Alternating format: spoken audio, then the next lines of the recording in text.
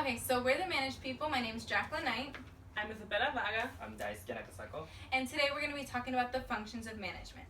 So we're going to start off with leading by Shane, go into planning by myself, Jaclyn, organizing by Bella, and controlling by Daisuke. We're going to skip through this first part because the member's not here and go straight into planning. Planning is one of the four main keys of management within a business. Planning is a large component of management and is very essential for success. An organization's goals are simple yet long-term accomplishments that the organization would like to achieve. And an organization's objectives are short-term and specific achievements that a company would like to reach. This consists of four main strategies within planning, which is strategic, contingency, tactical, and operational planning. Strategic planning deals with the organization's future as a whole and the ways that it can get there. This goes over an organization's past, where they should improve on, and how they're going to ultimately achieve their goals. This also involves an organization's vision and mission statement.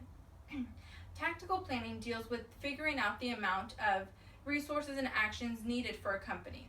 This is a large part in aiding the strategic plan and is also in charge of establishing a budget for the company. Operational planning are the specifics of a tactical plan. This is when the managers of the highest power decide how the organization will achieve their tactical goals. Contingency planning consists of a layout of plans that secures the future success of a company. A company's plans can easily change if something dramatic happens, and so they have to be able to adapt to alternative ways to ultimately achieve their goals. I'm going to hand it off to Bella in organizing.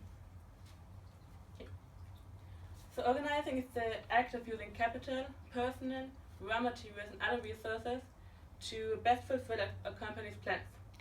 And there are different kinds of structuring a company, and it also depends on the number of employees it has, the speed at which decisions need to be made, how sensitive the business is for drastic economic changes, and also the ways the company works together as a whole.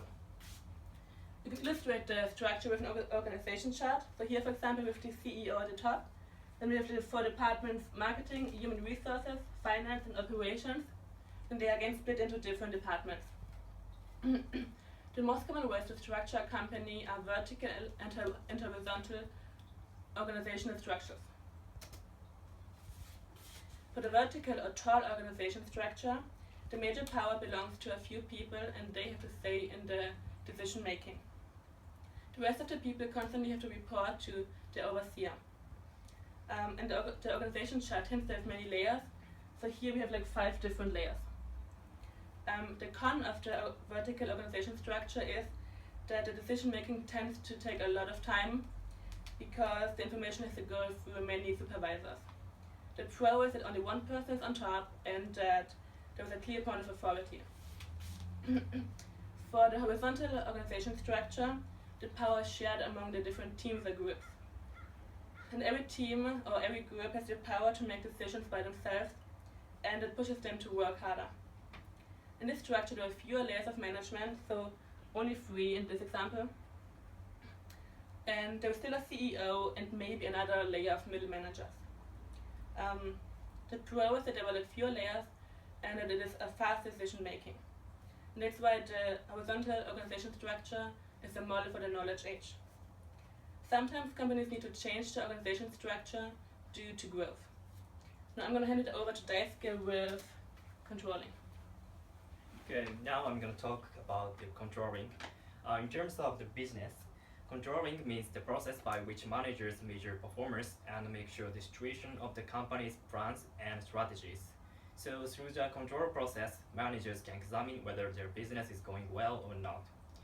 Generally, the control system forms a cycle, as this figure shows. First of all, performance standards are set, and then actual performance is measured and compared against their standard.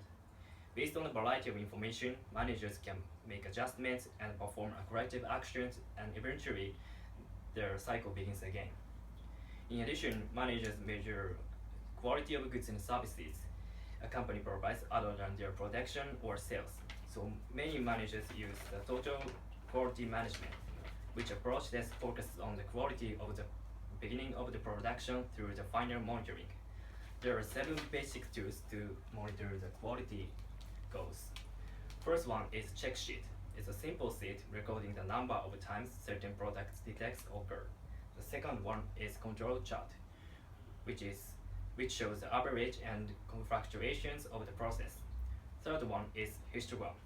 It's a graph that displays the count of number of times a specific event occurred. Fourth one is palette chart. It's a combination of bar and line graph which shows different categories and the total number of problems. The fifth one is scatter plot. It's a graph which shows the value of 2 variables to see if there is any relationship between them. Sixth one is run chart. It's a graph that displays the value of some data across a specific dates. The final one is cause and effect diagram, which shows all of contributing factors in the product design. This is the end of my section, and finally we're gonna conclude our whole presentation. So in case you missed it, we're going to go over a couple of main points. So planning is important because without having an objective or goals, for a company, it's difficult to stay motivated and be able to persevere in their time of in their line of business. The horizontal and vertical structure are the main types of structuring a company. And managers can conform their business condition by using control process. This is end of our presentation. Thank you for listening.